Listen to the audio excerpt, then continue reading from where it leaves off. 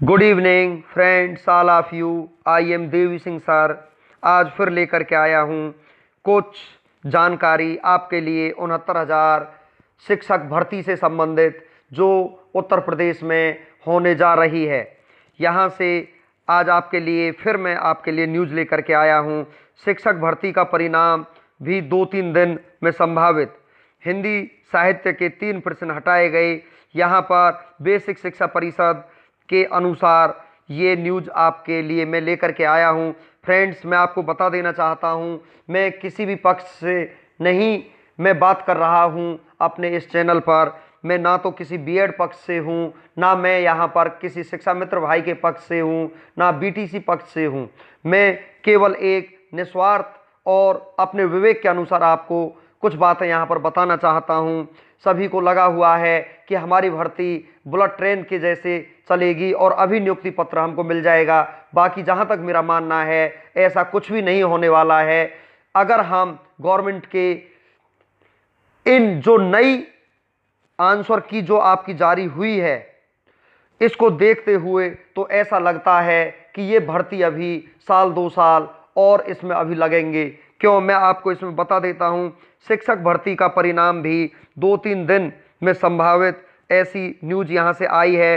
हिंदी साहित्य के 3 प्रश्न हटाए गए हैं। मैं इसका विश्लेषण करके आपको कुछ बताना चाहता हूँ। फ्रेंड्स, आगे चलते हैं। पहले उत्तर कुंजी में हिंदी साहित्य के 3 प्रश्न हटाए गए। परीक्षा समिति लेगी निर्णय, सवाल पर समान अंक दें या मूल्यांकन से बाहर करें। तो फ्रेंड्स, यहाँ पर जो आपकी आंसर की आई है, इस आंसर की के अनुसार सारा जो हमारा काम चल रहा था शिक्षक भर्ती का, वो फिर मुझे उल्टा पुल्टा दिखाई दे रहा है। यहाँ पर हम आगे बढ़ते हैं कुछ और जानकारी के साथ। परिषदीय प्राथमिक स्कूलों में 69,000 सहायक अध्यापक भर्ती की लिखित परीक्षा की अंतिम उत्तरमाला शनिवार सुबह लगभग 11:15 बजे जारी कर दी गई। चारों सीरीज की उत्तरमाला वेबसाइट का नाम ये दिया हुआ है, 17 मई तक उपलब्ध रहेगी। सूत्रों के अनुसार परिणाम 2-3 दिनों में यानी बुधवार तक जारी हो सकता है।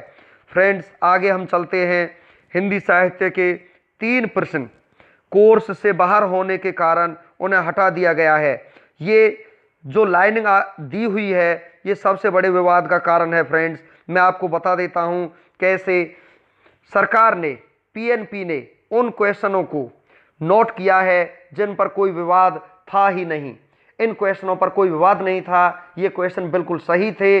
और जिन क्वेश्चनों पर कैंडिडेट्स ने ऑब्जेक्शन उठाया था, उनका कोई संज्ञान पीएनपी के द्वारा नहीं लिया गया है। हम आगे चलते हैं। इन तीनों प्रश्नों पर सभी अभ्यर्थियों को एक समान रूप से 1-1 नंबर दिए जाएंगे या फिर प्रश्नों को हटाकर 147 नंबर पूर्णांक के आधार पर परिणाम तैयार होगा। फ्रेंड्स, यहाँ पर ये दूसरा विवाद पैदा हो जाता है। इस लाइन से देखिए, यहाँ पर यदि ये 3 क्वेश्चंस हटा दिए जाते हैं तो हमारा जो पूर्णांक जो बनेगा वो 147 नंबर में से आपका बनेगा। तो यहाँ पर वो कैंडिडेट, उन कैंडिडेटों के लिए यहाँ पर बहुत बड़ा नुकसान होने वाला है जिन कैंडिडेटों के ये तीनों क्वेश्चन सही हैं और जिनके 90-91 मार्क्स यहाँ पर बन रहे हैं। यदि ये 3 क्वेश्चंस हट जाते हैं तो वो तो स्वतः ही इस भर्ती से बाहर हो जाएंगे। फ्रेंड्स, तो ये लाइन बहुत बड़े विवाद को जन्म देती है यहाँ पर। अब चलते हैं नेक्स्ट हम आगे। इसका निर्णय परीक्षा समिति की बैठक में होगा। वैसे पूरी संभावना सभी अभ्यर्थियों को 1-1 नंबर मिलने की है। फ्रेंड्स, यहाँ पर मैं आपको फिर बता देता हूँ। यहाँ से देखिए, ये लाइन फिर एक विवाद को जन्म देती है। यहाँ पर क्या है, जब 1-1 अंक सभी को मिल जाएंगे तो फिर कुछ ऐसे अभ्यर्थी भी हमारे होंगे जो फिर 1, 2 या 3 नंबर से रहेंगे। इसका मेरा कहने का मतलब ये है, ऐसा नहीं है कि विवाद पर विवाद पैदा होते ही रहेंगे, परंतु जैसा ये न्यूज़ देखने को मिल रहा है, यहाँ से बिल्कुल मुझको साफ दिखाई दे रहा है ये विवादों को जन्म दे रहे हैं। क्यों? क्योंकि जब यहाँ पर जो विवादित क्वेश्चन थे उनको तो पीएनपी ने उनका कोई संज्ञान नहीं लिया। फिर जो अभ्यर्थी 1-2 नंबर से पिछड़ जाएंगे वो फिर कोर्ट का दरवाजा खटखटाएंगे और कहेंगे साक्ष्यों के साथ कि इस भर्ती में, इस हमारे सुपर टेट में ये क्वेश्चंस विवादित थे और पीएनपी ने इन पर हमें कोई मार्क्स नहीं दिया है। तो फ्रेंड्स, भर्ती तो जैसे होगी वो होगी ही, परंतु मुझे तो ये कोर्ट में जाती हुई दिखाई दे रही है। और अब हम नेक्स्ट इसका विश्लेषण करते हैं अपनी तरफ से। 3 प्रश्न हटाकर 147 नंबर पूर्णांक के आधार पर परिणाम जारी करने में कट ऑफ 97-90 से घटाना पड़ेगा, जिसमें विवाद की स्थिति पैदा हो सकती है। फ्रेंड्स देखिए, इन्होंने खुद ही कह दिया है यहाँ पर विवाद होगा। विवाद का कारण लाजमी है, ये सच्चाई है कि पीएनपी ने एक नए विवाद को जन्म दे दिया है। शिक्षा मित्र भाई अलग हट करके ये एक नया विवाद यहाँ खड़ा हो जाता है। सबको 3-3 अंक देने में कोई विवाद की स्थिति नहीं होगी। स्थिति होगी फ्रेंड्स, स्थिति विवाद की क्यों नहीं होगी? क्योंकि फिर वो अभ्यर्थी कोर्ट में जाएंगे जो 1-2 नंबर से पिछड़ गए हैं, और जहां पर इन्होंने आपत्तियां दर्ज कराई थी जिन क्वेश्चंस पर, उन पर इन्होंने कोई संज्ञान ना लेकर के यहां से भी आपकी विवाद की स्थिति उत्पन्न होती है। नेक्स्ट हम चलते हैं 6 मई को हाई कोर्ट की डबल बेंच का फैसला आने के बाद मुख्यमंत्री योगी आदित्यनाथ ने 1 सप्ताह में भर्ती पूरी करने का आदेश दिया है। भर्ती परीक्षा 6 जनवरी 2019 को हुई थी। उसके बाद 8 जनवरी 2019 को उत्तरमाला जारी करते हुए 11 जनवरी 2019 की शाम 6 बजे तक ऑनलाइन आपत्ति ली गई और विषय विशेषज्ञों की कमेटी गठित कर आपत्तियों का निस्तारण किया गया। आपत्तियों के निस्तारण के बाद अंतिम उत्तरमाला जारी होने से पहले कट ऑफ को लेकर विवाद हो गया। तो फ्रेंड्स, यहाँ पर क्लियर जो बात आ रही है कि भाई विशेषज्ञों की बैठक बुलाई गई और विशेषज्ञों की बैठक से ये निर्णय लिया गया। तो मुझे तो ऐसा लगता है कोई विशेषज्ञों की बैठक नहीं बैठी है और ये सब मनमाना काम यहाँ पर चल रहा है। यहाँ देखिए, यदि बैठक होती तो जो हमारे विवादित क्वेश्चंस थे उनका यहाँ पर समाधान होता, ना कि इन 3 क्वेश्चनों पर जहाँ कोई विवाद ही नहीं है। तीनों क्वेश्चनों के आंसर जहाँ पर बिल्कुल सही हैं और हम सुपर टेट दे रहे हैं, तो यहाँ पर ऐसा कोई कारण नहीं बनता है। 69,000 शिक्षक भर्ती। आगे चलते हैं हम। प्रदेश के प्राथमिक विद्यालयों में 69,000 सहायक भर्ती की उत्तर कुंजी शनिवार को दोपहर बाद परीक्षार्थियों ने डाउनलोड कर ली।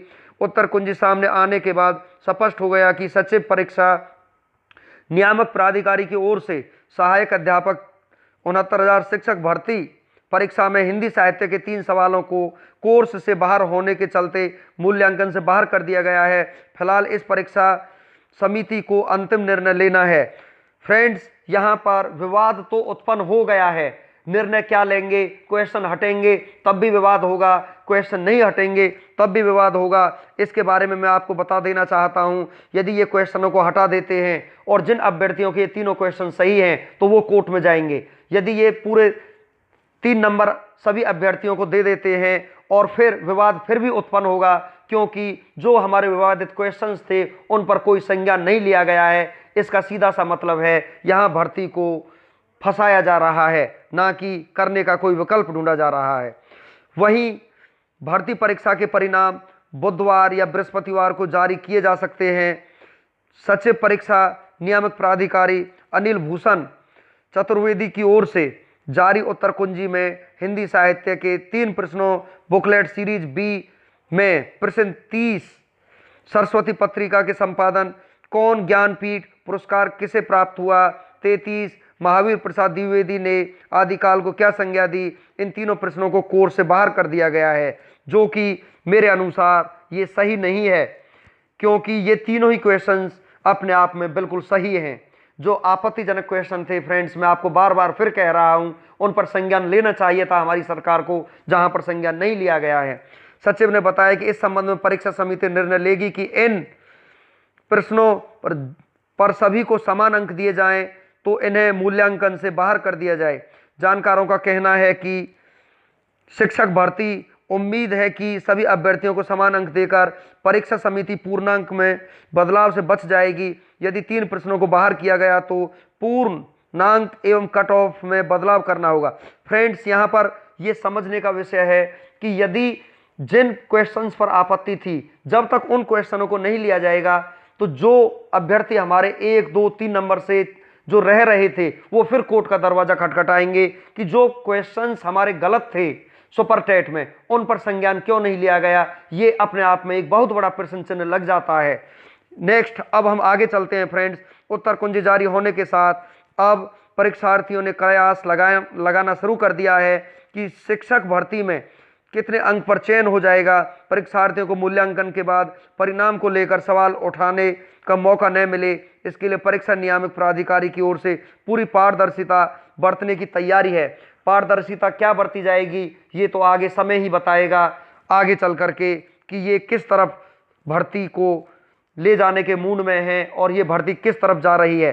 69,000 शिक्षक भर्ती के मामले में यूपी सरकार ने भी सुप्रीम कोर्ट में दाखिल की कैवियट। अब देखिए फ्रेंड्स, यहाँ पर 69,000 शिक्षक भर्ती के मामले में यूपी सरकार ने सुप्रीम कोर्ट में दाखिल की कैवियट। जब सुप्रीम कोर्ट में ये कैवियट दाखिल कर चुके हैं तो इनको कहीं ना कहीं लग रहा है कि जो हमारी भर्ती में खामियां हैं, हमारी भर्ती फिर यहां से विवादित होकर के सुप्रीम कोर्ट में जाने वाली है।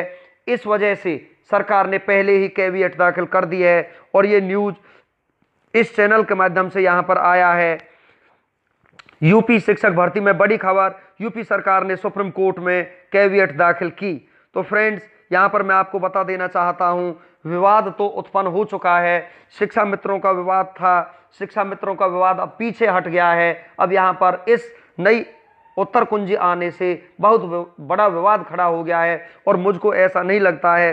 सभी फ्रेंड्स चाहते हैं, हम भी चाहते हैं कि बेरोजगारों के साथ भद्दा मजाक ना हो, परंतु हकीकत को जब हम देखेंगे और हम ये जानेंगे, यदि 3 क्वेश्चंस यहाँ से हटाए जाते हैं तब भी इस पर विवाद होना है और उत्तर कुंजी को लेकर के कोर्ट का दरवाजा खटखटाया जाएगा।